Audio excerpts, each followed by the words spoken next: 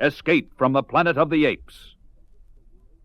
In the year 3955, the world comes to a fiery end. This isn't prophecy.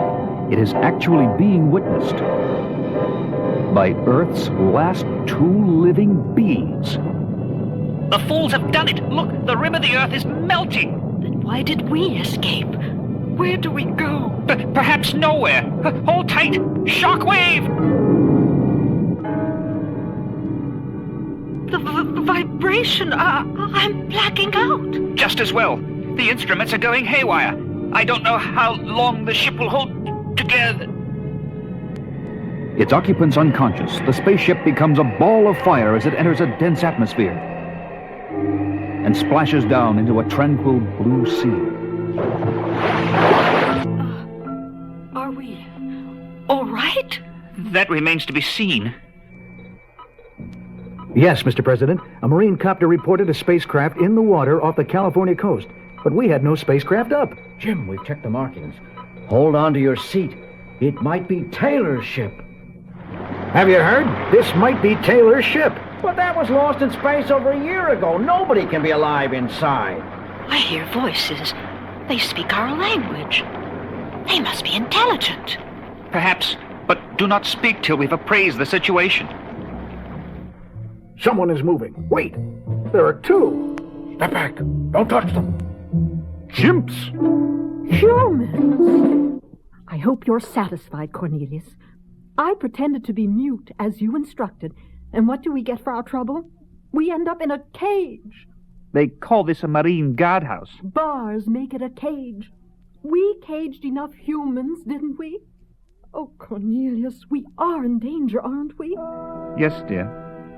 Remember how Taylor was treated when he tried to convince us that he was intelligent and had come from space? Now we are in Taylor's position. Our apenauts are to be transferred to the zoo. Distinguished visitors for the monkey house, huh?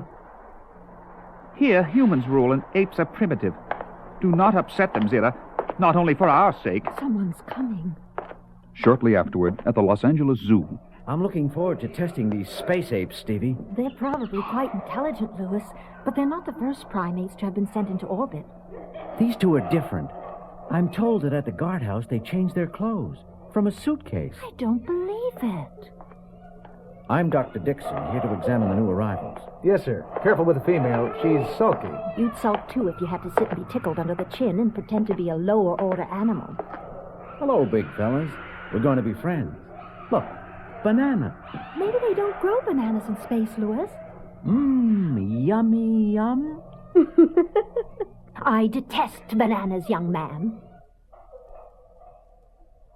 What's going on with these monkeys we're supposed to be guarding? Chimps, pal, and you wouldn't believe it. First, that zoologist and his assistant go into the cage, and then they send me for tea. Then they tell me to get lost. So, what's wrong with the zoologist liking tea? Nothing, except when you sit down to drink it with a couple of apes whose manners are fancier than yours. This is the most exciting moment of my entire career. That's the way we felt when we met your astronaut, Taylor, so long ago, or should I say, so far ahead in the future. Then you're convinced you have come from the future? From this very same planet? And actually witnessed the destruction of Earth? I am convinced, sorrowfully. Very well, Dr. Hasline. You're my scientific advisor. Form an investigating committee if you think it necessary. It is necessary. The ship is Taylor's. The time meter read 3955 AD. The implications are staggering, Mr. President. Dr. Hasline is efficient.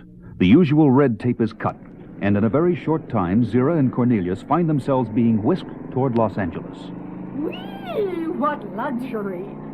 where they soon cause consternation amid a distinguished presidential committee. I cannot believe what I hear.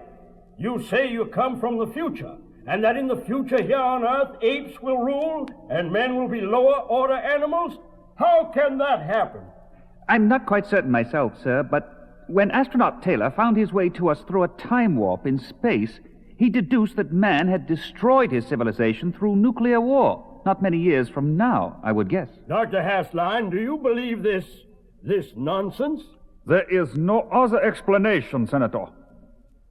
Coolly, Zira and Cornelius complete their testimony in the stunned silence of the great room. Evidently, civilized men, warlike men, had managed to survive your nuclear war. They lived beneath a molten city. When the guerrillas marched against them, much against our will, they destroyed the Earth. Our scientists had managed to make Taylor's ship operable. Poorly skilled as we were, we had to chance flying into space for safety, for the sake of... We were in space. We saw the explosion.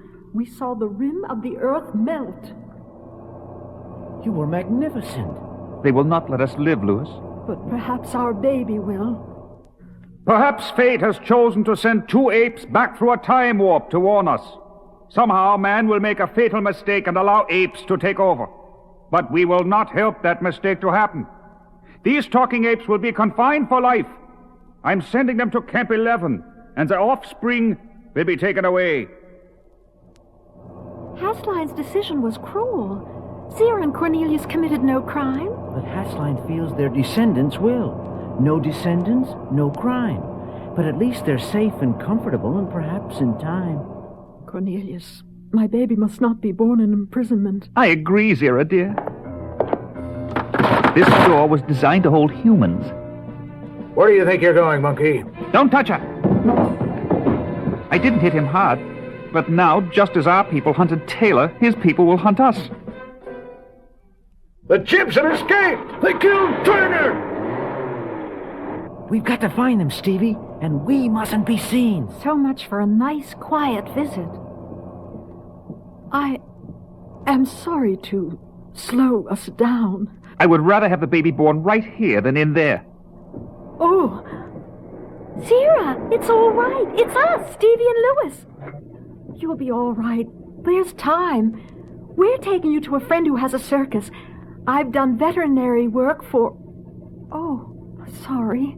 You forget. I was a veterinarian myself, for humans. You ask me to risk everything for 2 fugitive apes? I would be insulted if you asked anyone else. Between the tiger cage and the chimpanzees, how do you like your room? Lovely. You helped deliver our last baby, Stevie, and now you do it again. Say hello to Eloise and your goddaughter Salome. Hello, baby. Soon you'll have company. I just phoned in to say I was searching. Hasline is scouring the area. Is that...